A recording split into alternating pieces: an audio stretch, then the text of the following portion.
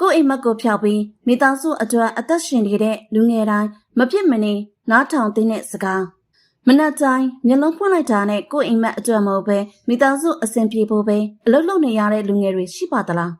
တခါတလေငါ့ဘဝကဘယ်တော့မှစမှာလဲဆိုတဲ့မေးခွန်းကိုဘယ်သူမှမသိအောင်တိတ်လေးမင်းမိဘူးတယ်မလားအဲ့ဒီလိုဆိုရင်ဒီစကားလေးကိုခဏလောက်နားထောင်ပေးပါ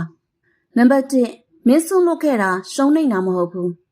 ကိုလိုချင်တာထက်အမေလိုအပ်တာကိုအရင်ဝယ်ပေးခဲ့တယ်ကိုသွားချင်တဲ့ခီးတက်အိမ်စရိတ်အတွက်ပတ်ဆက်စုခဲ့တယ်ဒါရီယာကိုအိမ်မက်ကိုဆုံးလွတ်လိုက်တာမဟုတ်ပါဘူးမိသားစုကိုချစ်တဲ့မြတ်တာကြောင့်ကိုတိုင်းနောက်ဆုတ်ပေးခဲ့တာပါနံပါတ်2မင်းကအားနေလို့ကြောင်ဝင်ထမ်းနေတာမဟုတ်ဘူးကိုအိမ်မက်ကိုခဏရက်ပြီးမိသားစုတာဝန်ကိုပခုံးပေါ်တင်နိုင်တာကအားနေခြင်းမဟုတ်ပါဘူးဒါမင်းရဲ့တတိတာဝန်ယူစိတ်နဲ့ကြန့်ခိုင်မှုကိုတက်တည်ပြနေတာပါနံပါတ်3မင်းရဲ့အိမ်မက်ကမင်းကိုစောင့်နေတော့မယ်ဒီနေ့မင်းကြခဲ့တဲ့ကျွေးဆက်တိုင်းမင်းခံခဲ့ရတဲ့ပင်ပန်းမှုတိုင်းဟာအချင်းကြီးမဖြစ်ပါဘူးတနေ့မှဒီအရာအလုံးကမင်းကုန်ယူရတဲ့ဘဝတစ်ခုအဖြစ်ပြန်လာမှာပါဒါကြောင့်ဘလောက်ပဲပင်ပန်းနေပါစေကိုမမေးလိုက်ပါနဲ့မိသားစုအတွက်အိမ်မက်တွေကိုခဏသိမ်းထားပြီးပေးဆက်နေရတဲ့မင်းဟာရှုံးနေတဲ့လူမဟုတ်ဘူး